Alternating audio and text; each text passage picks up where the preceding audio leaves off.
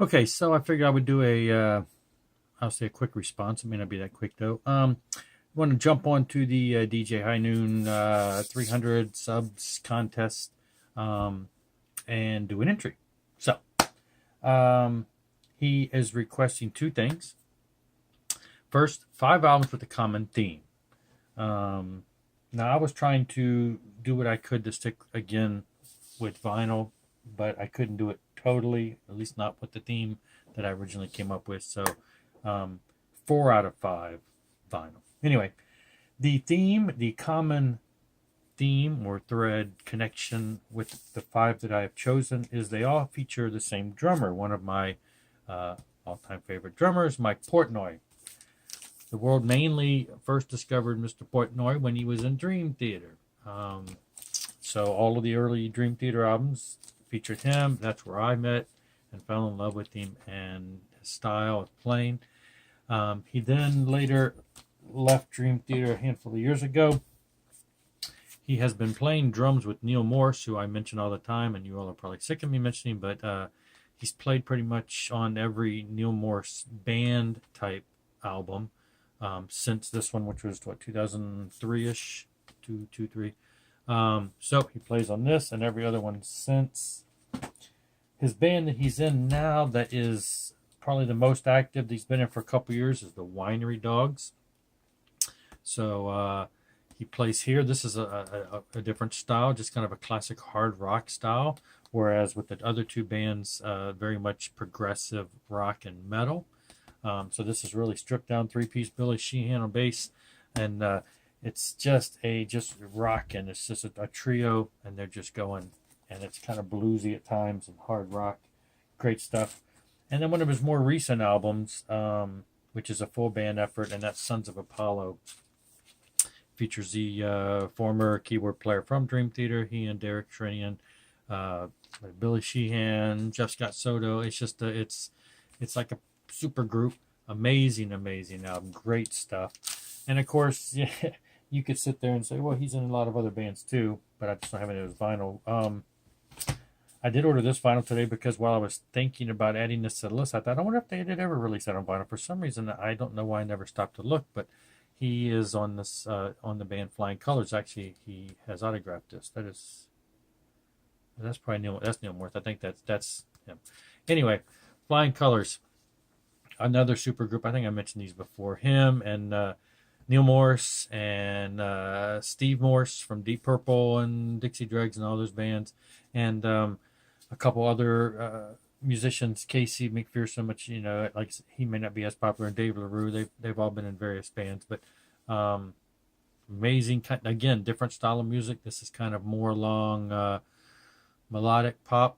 Very little to no prog tendencies. It's more of a commercial rocking outfit. Just amazing stuff. They have 2 albums out there in the studio now, doing a 3rd album. They have 2 albums out and 2 live albums out. And just as a bonus, I'll throw in Transatlantic, another band that he has been active with for quite a few years that I buy up. This is their live album. You can see him there. But anyway, and Neil Morse is in this band and some other musicians. Very progressive, more of a 70s, flair, the early Genesis type stuff. Anyway, check out Kaleidoscope. All right, second part of this is 3 memorable lyrics. Now, when you guys as much music as I do, a lot of lyrics start flying around. I wanted to initially say, well, as a father, there's always cats in the cradle. But, I'm not going to go that route. I decided to go with 2 that are kind of serious and have kind of, like cats in the cradle, ringing around in my head at certain times because of the lyrical content. And it's really the whole song, the lyrics of the whole song. So it's not like just a chorus or whatever.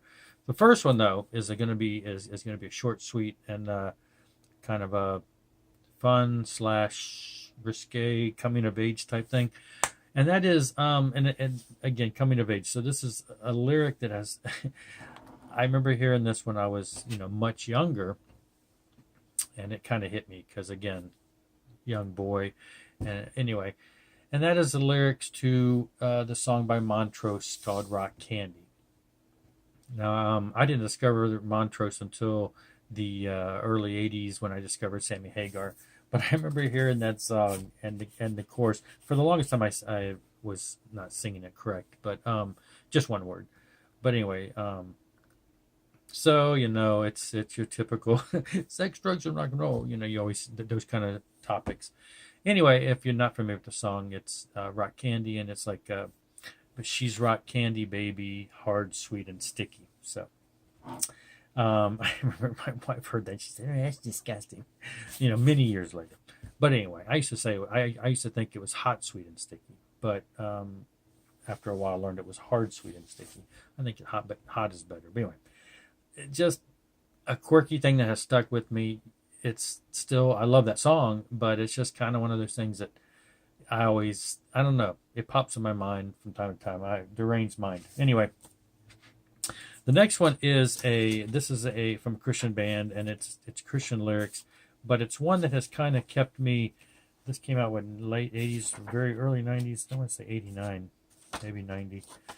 And ever since then, it's kind of been, it goes in my mind whenever I start talking about time and stuff like that. And again, it's sort of like Cats in the Cradle in the sense that, you don't want to let things get in the way of spending time with the ones you love. Well, from a Christian standpoint, time and spending time with God is the same way. Anyway, this is from the first Deliverance album, and the song is called No Time. And it's very short and sweet, but it makes a point that, like I say, kind of sticks in my head when I start realizing that, maybe I'm not doing what I should do. Anyway, I'm going to read real quick. Lyrics say, I've been through the day and I don't have the time to speak unto my friends or to speak, Lord, to you. There is only one thing on my mind, and that is pleasing myself, which I have no time to do. And then the chorus says, no time, no time. That's my constant cry. No time to help those in need. At last it was time to die. No time. And then it's the second verse, the second and last verse actually says, well, I guess not.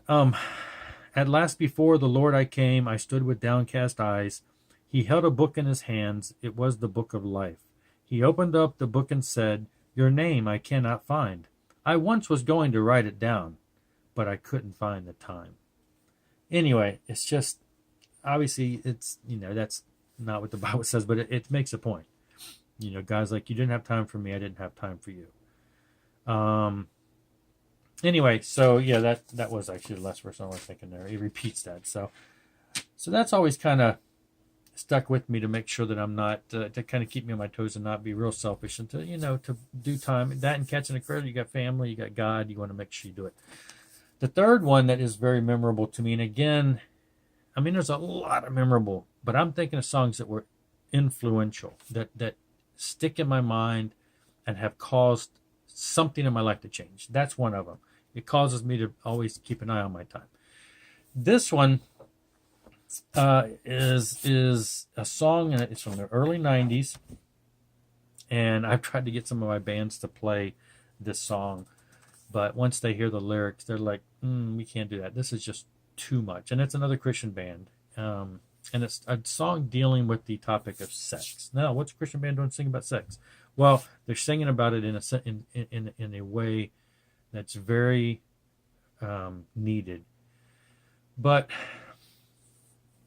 and this song was in the early 90s. It's hard for me to actually, I'm probably going to choke up trying to read them, because they really strike to my core.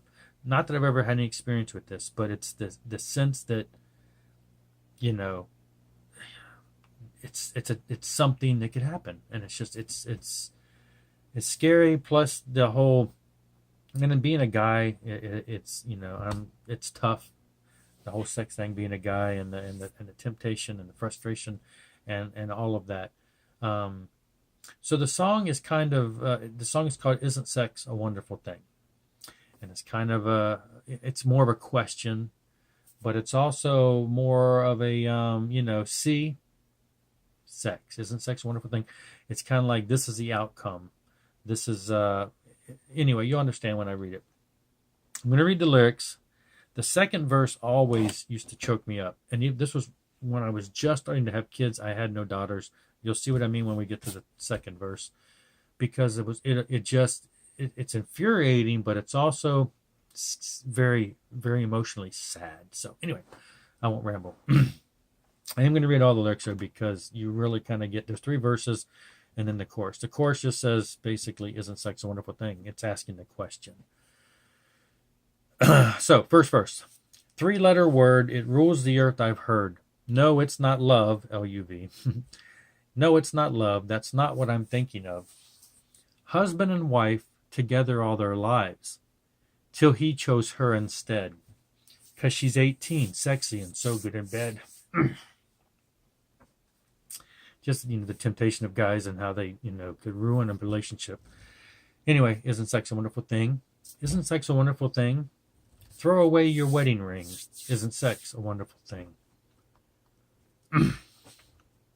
Second verse. She had it all when she was very small. No lack of love, no problems to speak of. As time went by, she caught her father's eye. And every night as he would rape her, he would say, "This means Daddy loves you, honey. Yes, it's okay." Yeah, I knew it was going to happen.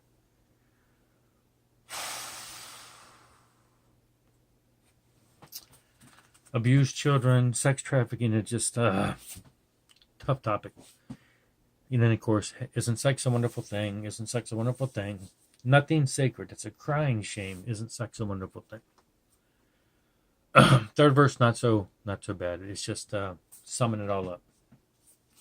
Does anybody care about their purity?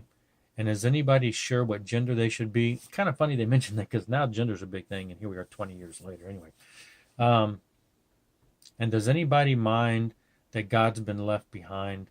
And here we are today, where not too many people can honestly say, isn't sex a wonderful thing? Isn't sex a wonderful thing? Seems like the human race can ruin anything. Now, isn't sex a wonderful thing? Anyway, enough of that. 3 songs, memorable lyrics. Those 2 of them, like I said, kind of hardcore to a degree. But very memorable, and something that I, keep in my mind whenever things, time and just, sex and temptations and all that rear up. It's kind of like something to kind of jog me into, snapping out of things. So anyway, that's it for now. Sorry if I brought the end there down. I just, those were things that, as soon as I started thinking about memorable lyrics, I just thought of things that were touching my life. And like I said, Cats in the Cradle is another one. That's a giveaway, though. Any father or parent that hears that and doesn't really get woken up, probably needs to. But anyway, so that's it. Thanks for watching. Keep going, Mr. DJ Highnoon Tim over there. And hopefully you'll like and subscribe to my channel now, and then I can get to 300 too. Anyway, thanks a lot. Rock on.